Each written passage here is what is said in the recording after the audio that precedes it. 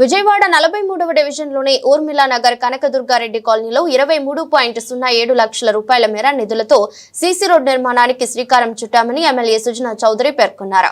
ప్రజల సమస్యలను వీలైనంత త్వరగా పరిష్కరించేలా కూటమి ప్రభుత్వం పనిచేస్తుందని చెప్పారు. విజయవాడ పశ్చిమ నియోజకవర్గంలోని 43వ డివిజన్లోని ఊర్మిళా నగర్ కనకదుర్గారెడ్డి కాలనీలో 23.07 లక్షల రూపాయల మేర నిధులతో సీసీ రోడ్ నిర్మాణానికి ఎమ్మెల్యే సుజనా చౌదరి శంకుస్థాపన చేశారు.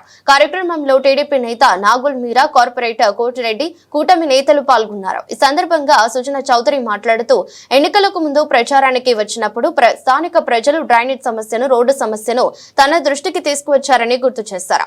అధికారంలోకి వచ్చిన సంవత్సరంలో నగరపాలక సంస్థ ద్వారా క్లియరెన్స్ తెచ్చి రోడ్డు డ్రైనేజీను నిర్మించనున్నట్లు చెప్పారు.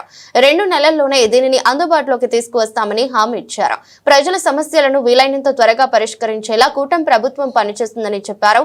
డివిజన్ లో ఏ సమస్యలు ఉన్నా తన దృష్టికి తీసుకురావాలని సూచించారు. ఈ రోజు కనకదుర్గారెడ్డి కాలనీలో ఇక్కడ డ్రైనేజ్ సమస్య, రోడ్డు సమస్య అని నేను ఎలక్షన్ అప్పుడు కూడా క్యాంపెయిన్ చేసినప్పుడు అందరూ చెప్పారు. దాని దృష్ట్యా కొంత టైం పట్టింది, కానీ ఇవన్నీ కూడా కౌన్సిల్లో కూడా క్లియరెన్స్ చేయించుకొని శాంక్షన్ చేయించి ఈరోజు శంకుస్థాపన చేశాం. రోడ్డు, డ్రైనేజీ రెండు కూడా సుమారుగా 25 లక్షల రూపాయలు ఖర్చు అవుతూ ఉంది. దాంతో నేను కూడా ఒక నెల రోజులు, 2 నెలలు అయిపోద్దా. ఇక్కడ కార్పొరేటర్ కోటిరెడ్డి గారు కూడా సహకరించారు బాగా.